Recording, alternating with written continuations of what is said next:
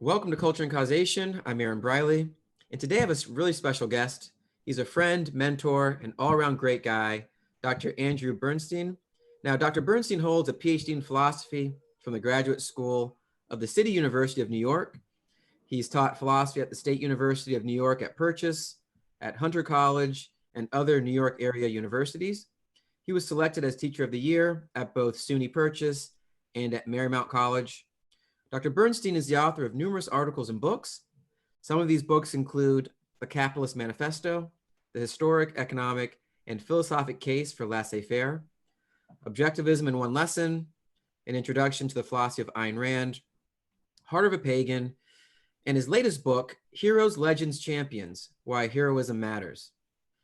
So today I want to discuss his article, The Left Pushes America Toward Race War, which was written almost 2 years ago, but in my opinion, it's more relevant now than ever.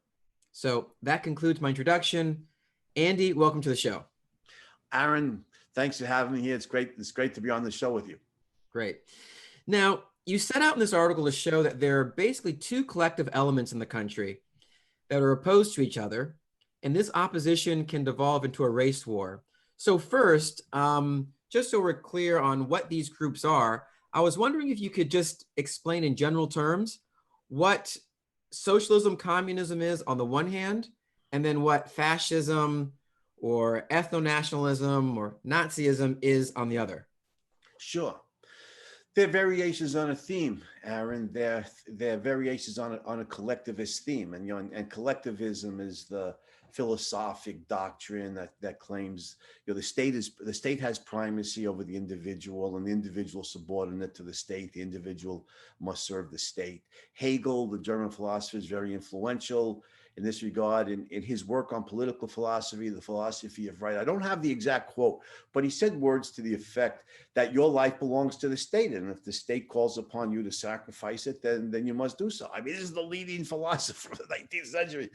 Saying that the state has the right to take our lives. So, and he was a big influence in German culture, and not surprisingly, Germany moved towards Marx, communism through Marx, and towards National Socialism, fascism. So collectivism, again, the individual, you have no rights. The individual has no rights. The individual only has obligations to the state. To put it simply, your life belongs to the state. It doesn't belong to you. Now, the communists, the communists see the world in terms, Marx and the communists see the world in terms of groups, economic classes, class war. The owning class gets rich by exploiting the working class, and so they see history being pushed forward by class war. The Nazis are the race war, collectivists. To the communists, your life belongs to the economic class. To the Nazis, the National Socialists, your life belongs to a race. And race war is the driving force of human history, and they're the master race. That white Northern European Aryan, mentality. They're the master race. So what one difference between them is that it's economic classes versus races, economic class war collectivism versus race war collectivism. But either way, the individual is nothing. Your life belongs to the group, whether it's the economic class or the race. So there are variations on that theme. Put it simply, individualism, the antipode, because the simplest way to explain individualism, I think, is to say your life belongs to you. Doesn't belong to the state, doesn't belong to the church, doesn't belong to the working class or to the master race. It belongs to you. And to collectivism in any of its iterations, no, your life belongs to the group, your life belongs to the state. So there are variations on that theme. Okay. And so I think this is correct to group these two together. But I think many people might be confused, especially here in the States, because it's customary here to place one of these groups on the left and the other group on the right. So how does the left-right distinction factor into this? Well, I think, those are spatial metaphors, right? Left wings to my left and, right wing is to my right. So the question becomes, well, how do spatial metaphors have any literal applicability to politics? And I think the only way they can have any literal applicability and then be used as a convenient shorthand is if by left we mean the collectivists or the socialists. Socialism in its broad sense, I think, means that your life, Aaron, my life, any individual's life has been socialized. My life no longer belongs to me; it belongs to society or to the state. So I think left should be used to denote socialism, and right, if we're going to use these spatial metaphors, to denote individual rights, individualism, the idea your life belongs to you, and then laissez-faire capitalism, the system that protects individual rights. So I think the key point here is everybody recognizes that Marxism and communism is a form of full socialism, but they don't see that about National Socialism or Nazism. Right.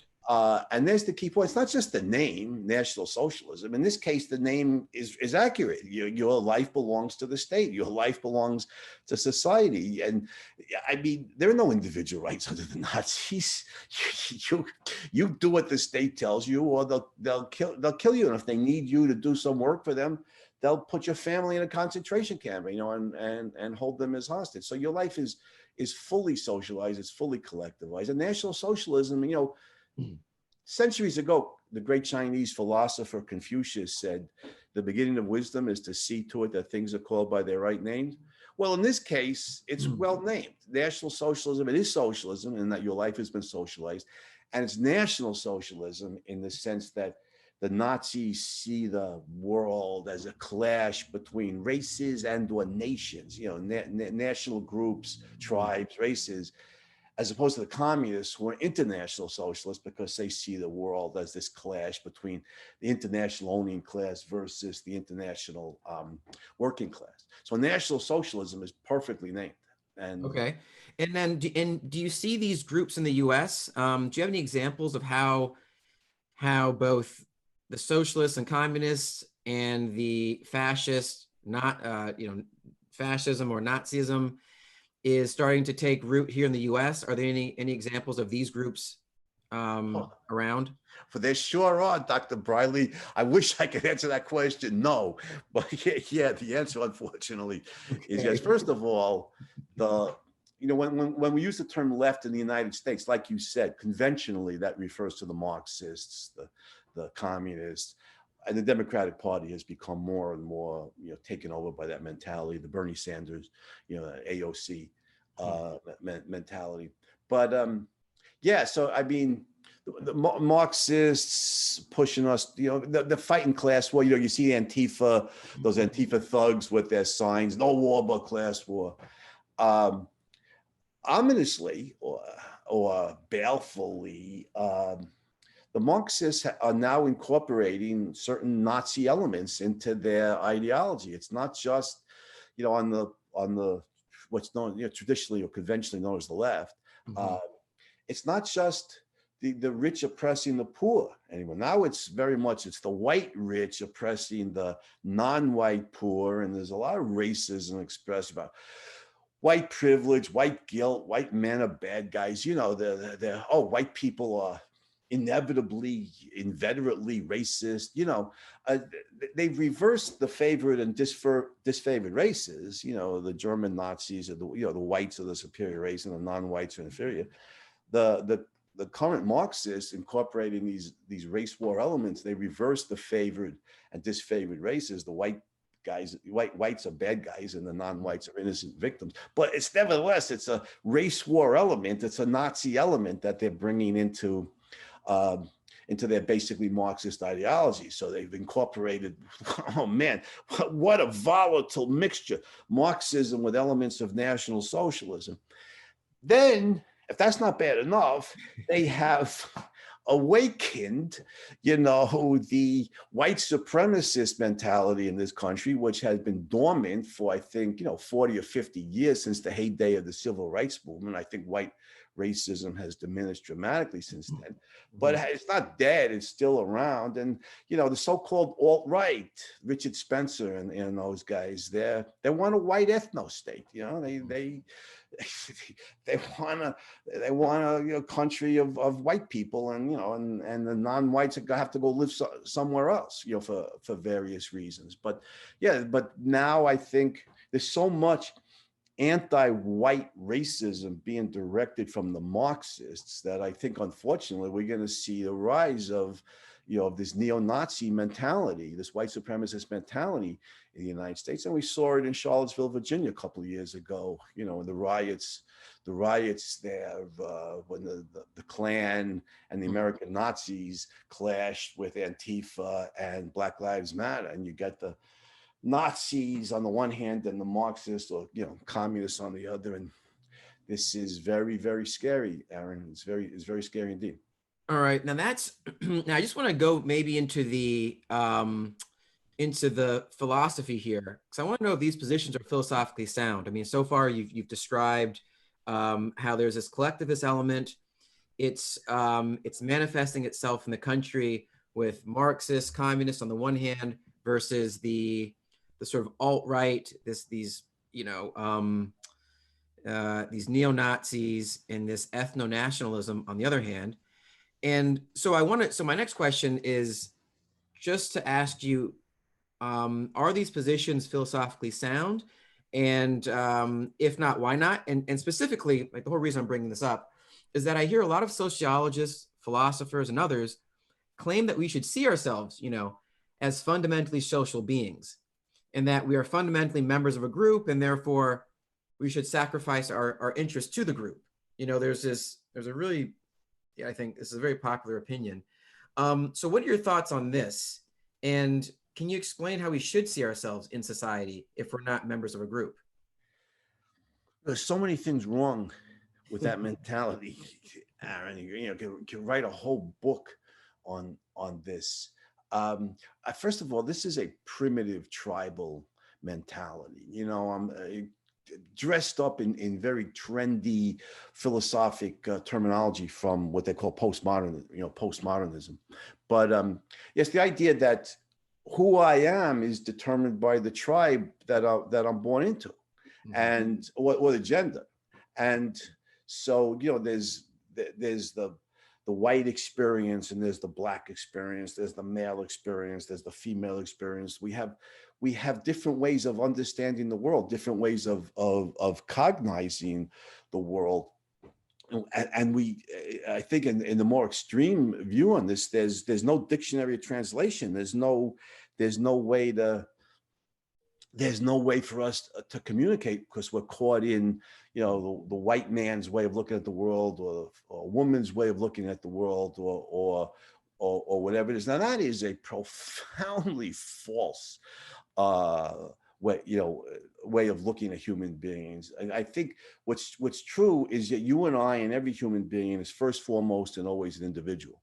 We have a mind, and we have free will, and on this tribal view that is so profoundly mistaken. There's no truth, about reality. There's class truth, there's race truth, there's gender truth. There's no the truth about reality. Each class has their own truth. Each gender, has their own truth, and so on. That's just fundamentally false. If it was true, you and I would never be able to, have a meeting of the minds, because, we come from different races, and yet every day, human beings who rationally communicate. Men and women do it every day. Blacks and whites do it every day. People who are raised in the United States will talk to, you have some, connection with somebody who was born in Vietnam and raised in Vietnam. You see people get married. They have such a connection, from across different races and genders and stuff. So the idea is obviously flawed. But the truth is, we're individuals. Reality's out here. We cognize it. The human mind works the same way, regardless of race or gender. We can understand the world. We can reason with each other. Human beings are first, foremost, and always individuals with a rational mind, with free will. We choose to be rational. We choose to be irrational, and we cognize the world similarly. I mean, there are biological differences between males and females, obviously, and I think there are psychological differences. But epistemological or cognitive differences, I don't see the evidence for that. I'll give you one example. So I used to teach at Marymount College, where they gave me a Teacher of the Year award, by the way. It was a women's school. And, So the philosophy department, very au courant, they always shoot the faculty memos. I take them out of my mailbox, but how to teach philosophy to women. And and my ex-wife Regina was a really good person, and she'd come with me to class sometimes because this was weekend college, and she was interested. She laughed because I take it out of the mailbox. I just crumple it up and throw it in the garbage. I didn't bother to read it because I teach philosophy to women the same way I teach it to men. I teach philosophy to white people the same way I teach it to Asians, blacks, Latinos. I teach philosophy to 50-year-old adults the same way I teach it to 20-year-old kids, because we're all human beings. We all have, a human brain, and we all respond to an argument or lecture that's presented inductively. Start with facts, start with observational facts, extract the explanatory principle from the facts. It all makes sense.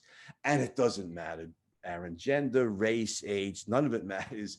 The rational mind responds to the argument rationally. And it's just that's the key. That's the key, the key truth about human beings. Okay, so I want to jump right in then to what racism is, because so the idea here, so I just want to make sure I'm summing up and I'm getting what you're saying.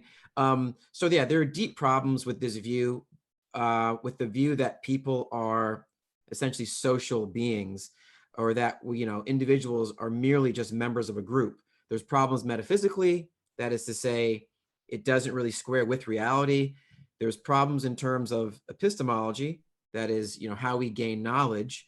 And there's also problems, which we didn't talk about, but maybe we'll talk about soon, ethically, because I think when you're in these collectives, there's an idea that you should be not acting for your own interest, but acting for the group's interest. Is that right? Yeah, definitely. Okay. Right. So I just want to maybe move on to racism, and I wanted to ask if you could define racism.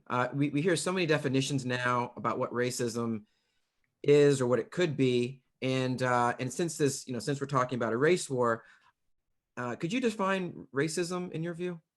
Yeah, I think and I want to give a broader definition, because if we're just talking about race, to the best of my knowledge, there's blacks, Asians, whites. Are there three races? I don't know. That's a question for biologists. But there's different tribes, there's different nationalities, and there's different people, groups of people that have certain biological differences.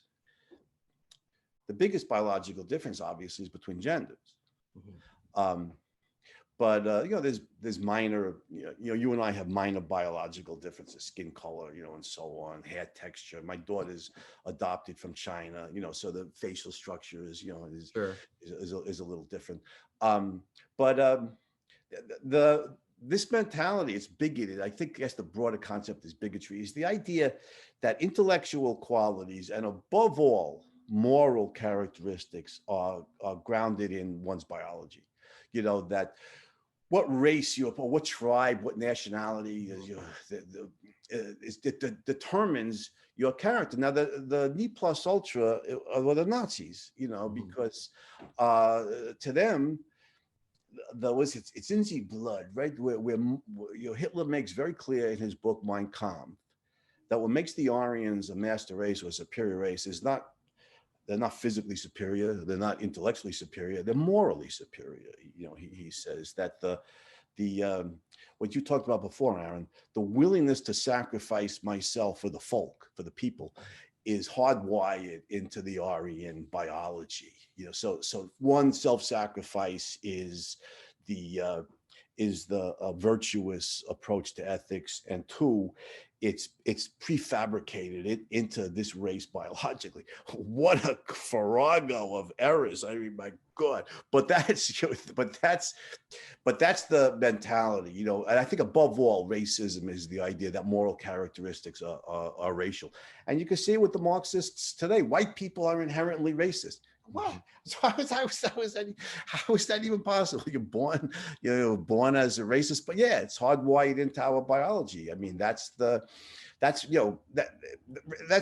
of racism. I think that our biological inheritance determines, one, our intellectual abilities, and two, above all, our moral character. That to me, that's the essence of racism. Okay, and it's your view in the article that that this racism you know, as and you've said this, you've already mentioned this earlier, but racism is an important consideration in both the socialist communist wing and also in the ethno-nationalist neo-Nazi wing. Mhm. So as these groups gain prominence, the more racial tensions will be inflamed. Is that right? I mean, this is how this could potentially devolve into a race war. Yeah, the this is why I think, the old left maybe were pushing us towards, you could argue maybe they were pushing us towards, the Scandinavian kind of semi-socialist model, or, although I think, or I would argue they were more, towards the Soviet totalitarian model. But the new left, they're racists. I mean, they're spewing out this endless anti-white racism. And the neo-Nazis, well, they're racists too, and they're spewing out this anti-non-white race. They don't want, I guess they would kick my daughter out of the country. She's from China. I mean, they don't want non-whites in the country. They want a white ethno state. And so, well, they're not only both racist, but they're racist of they're two variations on the theme of racism. And what God forbid, I say as a devout atheist, that what happened in Charlottesville a couple of years ago becomes a microcosm of what's going to happen, in the future of this country. The anti-white racists on the one hand, the anti-non-white racists on the other, and well, that's an explosive mixture. And Charlottesville, hopefully, it does not become a microcosm of the country in the future, but I think that's the trend. I'm afraid that it is the trend right now. All right, and then I guess just to sort of finish this off, how can we remedy this collectivist cancer? I mean, how should we be thinking? What's the solution here? Well, I say read Ayn Rand, yeah, the individualism has always been the antidote. Some people say colorblind individualism. Okay, I think we can qualify it with that, with that adjective. But just individualism, Martin Luther King said it very nicely, that his part of his dream was, he envisioned a society where people would be judged by the content of their character, not by the color of their skin. Perfect, right? That's perfect, the perfect expression of the individualist credo here. The recognition that a human being, male, female, Asian, black, white, biracial, whatever, an individual is a human being is first and foremost an individual, has a mind of his or her own, chooses certain values and actions. Man is a being of self-made soul. Ayn Rand said beautifully, character is self-made based on the choices we make and the actions we perform based on those choices, and we judge people by their character. And so for me, as a white male, is vastly better to be surrounded by friends, neighbors, colleagues, let's say with honest blacks or Asians than with dishonest whites. And if we really want to get to biological differences, the real biological differences are male and female. I mean, I have much more in common biologically with you. We're both male than say with a white woman. We're very different, right?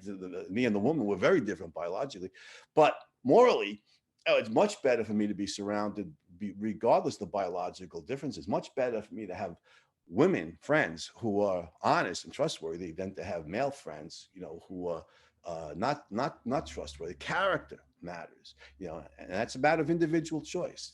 Gender doesn't matter in that regard. Race doesn't matter in that regard. Character matters.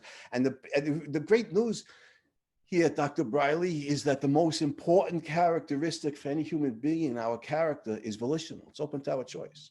The most important thing about us is open to our choice. And so that's something we need to celebrate, recognize and celebrate. Well, thank you so much, Andy. This has been a pleasure, and I hope that my viewers enjoyed this as much as I did. Last question, though, I have for you. Sure. Where can people find you online, and where can they buy your books? Oh, thank you. Yeah, my website is andrewbernstein.net. AndrewBernstein, andrewbernstein.net. And my books, hold on a second, I happen to have one right here. Well, I have here's the recent one: Heroes, Legends, Champions. Why Heroism Matters, with that Amazing. beautiful Brian Lawson, painting on the cover. That's Uh, great. his Capitalist Manifesto. They one of my favorite companies is Amazon.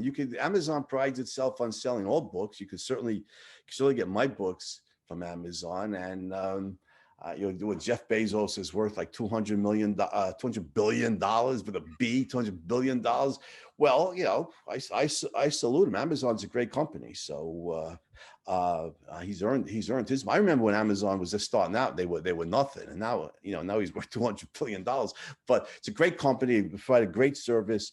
You can certainly get all of my books from Amazon, and on my website, andrewbernstein.net, you could certainly read my essays and contribute to my Patreon account if you want to help, a starving philosopher. Well, thank you so much, Andy. This has been a pleasure, and hopefully we can do it again sometime. Yeah, well, thanks for having me on, Aaron. It's certainly been a pleasure, and I look forward to coming back.